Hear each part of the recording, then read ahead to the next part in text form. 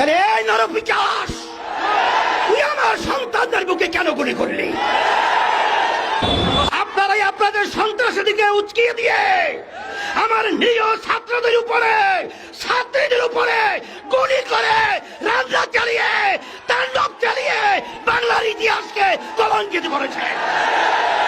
আবু সাইদের হাতে কোনো অস্ত্র নেই, ওর হাতে কোনো লাঠি নেই, ও একটা মেধাবী ছাত্র, ওর কোন সন্ত্রাসীর কোন তালিকা ওর নামে নেই।